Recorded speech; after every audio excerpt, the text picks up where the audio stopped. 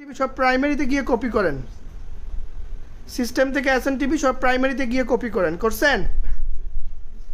হ্যাঁ কপি। এখন আরেকটা নিয়ে আসেন, 0-1 সার্ভারটা নিয়ে আসেন, 1 সার্ভারটা নিয়ে আসেন সবাই, 1 সার্ভার না, 2টা করবেন, করে একটু বসে থাকবেন।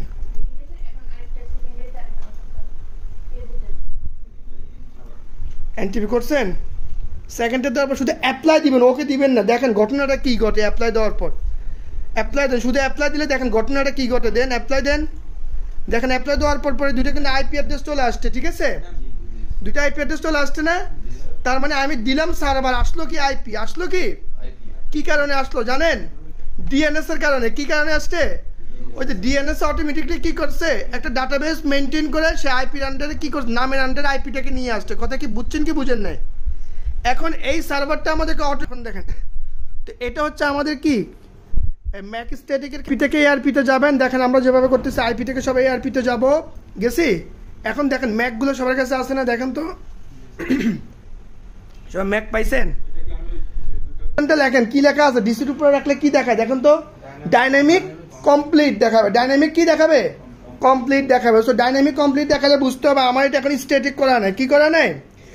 ম্যাকের উপরে ক্লিক করেন সবাই, ম্যাকের উপরে ক্লিক করেন, রাইট বাটন ক্লিক করেন। রাইট বাটন ক্লিক করলে নিচের দিকে যাবেন, দেখেন লেখা আছে ম্যাক স্ট্যাটিক। কি দেওয়া আছে? ম্যাক স্ট্যাটিক করেন। ম্যাক স্ট্যাটিক এখন আসবে কি আসবে?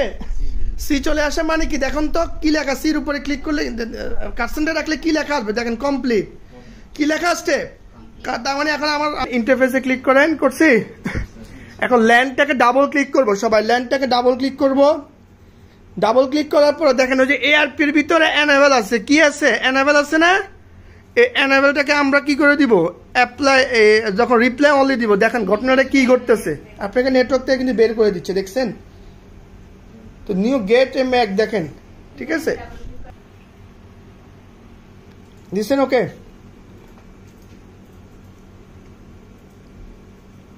এখন দেখেন ঘটনাটা কি ঘটতেছে।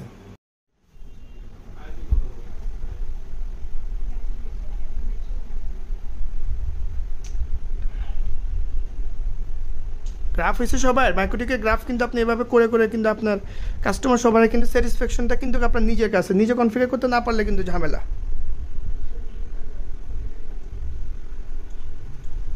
সো এমআরটিজি মাইক্রোটিকের খুব মজার একটা কনফিগারেশন। সো এটা যদি কেউ মিস করেন দেখা যাচ্ছে যে পরে কিন্তু কাস্টমারের স্যাটিসফ্যাকশনটা কিন্তু হবে না। সেটা কিন্তু কাস্টমারের জন্য দেখেন সে কত এমবি ইউজ করতেছে, তার আইপি কত, সকল কিছু কিন্তু দেখা দিচ্ছে না। দেখেন উইকলি, মান্থলি, ইয়ারলি সকল কিছু দেখা যাচ্ছে, ডেইলি।